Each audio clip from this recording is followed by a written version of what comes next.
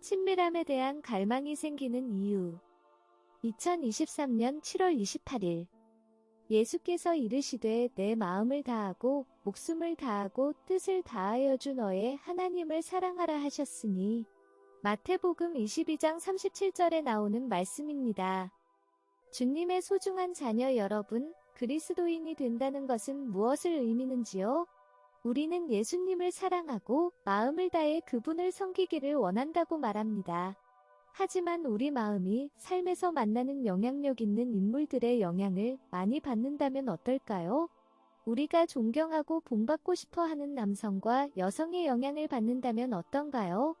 그리고 우리가 살고 있는 사회의 규범에 따라 세워진 꿈과 목표가 있는데 홀로 기도하면서 마음속 깊은 곳을 들여다보며 자신이 진정으로 주님을 섬기고 있는지 살펴보고 있을 때 그 꿈과 목표가 하나님의 길을 가는데 걸림돌이 된다는 것을 발견하게 된다면 어떻게 하시는지요? 반면 우리가 삶에서 죄를 뿌리 뽑기 위해 고군분투하고 그리스도의 형상을 닮아가며 우리가 살고 있는 이 사회의 특권과 지위를 포기하기 위해 고군분투하는 모습에 대해 어떻게 생각하시는지요? 어린 시절부터 자라오면서 우리는 주변 사람들에게 인정받고 사랑받기를 갈망합니다. 우리는 존경받고 칭찬받기를 원합니다. 우리의 목회자, 교사, 세상에 성공한 친구들은 자신이 가장 중요하다고 믿는 것에 따라 살아가고 그렇게 사회적 지위가 결정됩니다. 성공하고 사람들로부터 좋은 평가를 받기 위해 그 이미지에 부합하기 위해 노력하곤 합니다. 하지만 이러한 세상의 기준이 예수님의 가르침과 정반대라면 어떻게 하시겠는지요? 자신이 지지 않은 것 때문에 사람들로부터 조롱을 받는다면 어떻게 하시겠는지요? 우리가 존경하는 친구와 사람들이 그리스도를 닮고자 하는 우리의 헌신의 수준을 이해해주지 않는다면 어떻게 하시겠는지요? 이것이 바로 진정한 척도입니다. 예수님이 빈민가, 사막, 나환자촌으로 걸어가실 때 우리는 얼마나 멀리 주님과 함께 걸어갈 수 있을까요?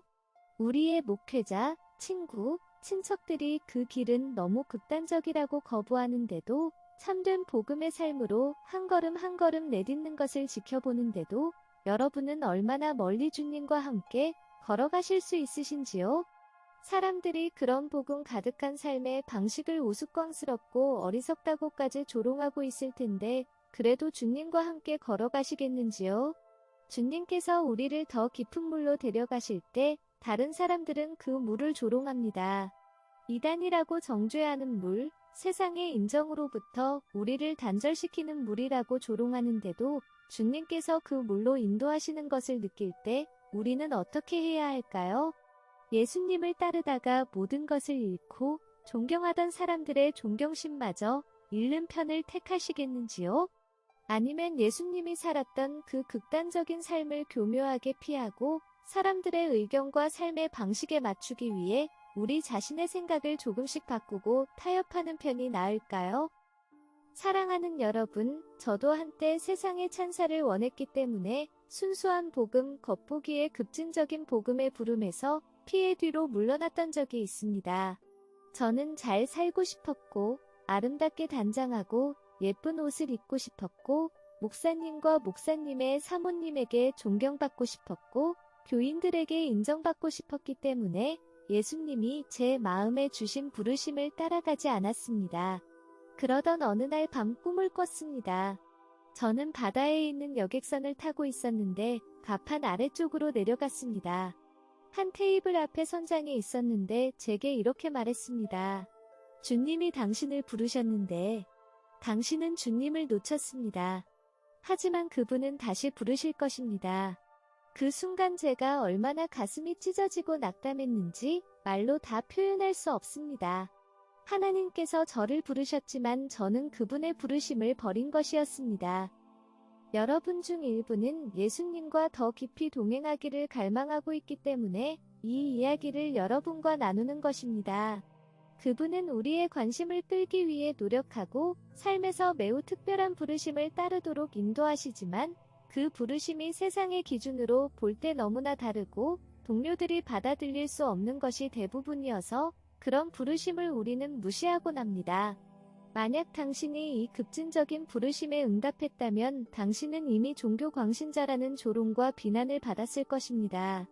하지만 마음속 깊은 곳 어딘가에서 당신은 너무나 깊고 순수하며 친밀한 무언가를 알아차렸고 그것을 따르기 시작했을 것입니다.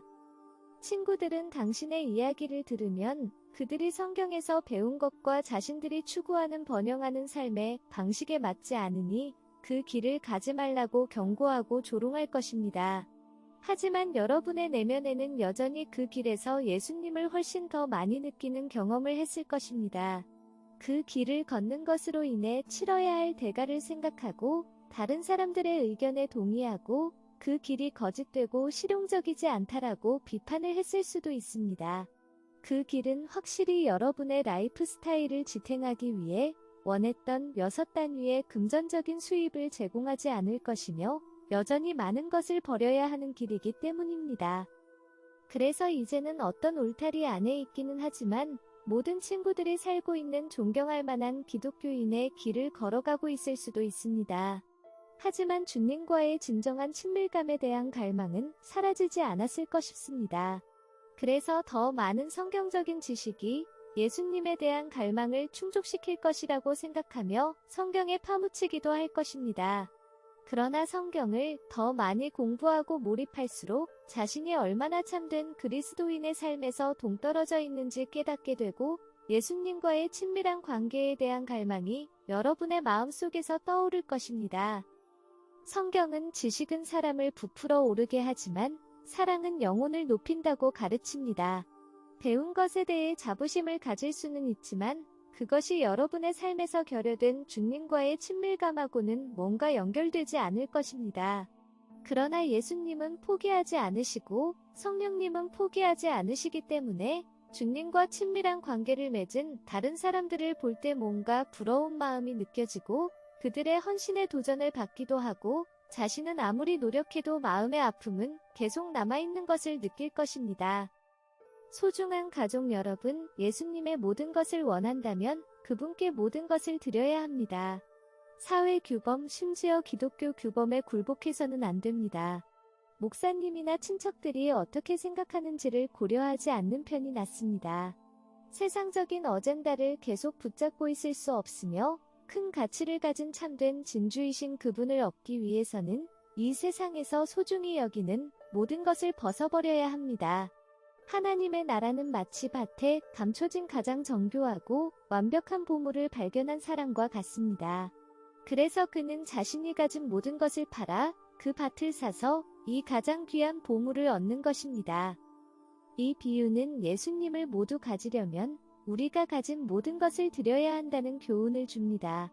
우리가 이 세상에서 신부 신랑과의 친밀한 관계보다 더 중요한 것은 없다는 것을 그분께 보여드리고 그에 따르는 대가나 사람들의 말에 상관없이 온 마음을 다해 그분을 추구할 때 그분은 그분의 모든 것을 주실 것입니다. 너희가 온 마음으로 나를 찾으면 나를 찾을 것이다 라고 주님이 말씀하셨듯이 말입니다. 예수님, 당신의 말씀과 당신의 교회라는 값진 선물에 감사드리며 우리가 당신에게 무엇을 숨기고 있는지 보여주세요. 우리가 어떻게 당신의 거룩한 말씀보다 사람들의 의견을 더 귀 기울이고 있는지 깨닫게 해주시고 우리 마음이 갈망하는 달콤하고 친밀한 우정을 가질 수 있는 때까지 온 마음으로 당신을 추구할 수 있는 용기를 우리들에게 부어세요. 아멘.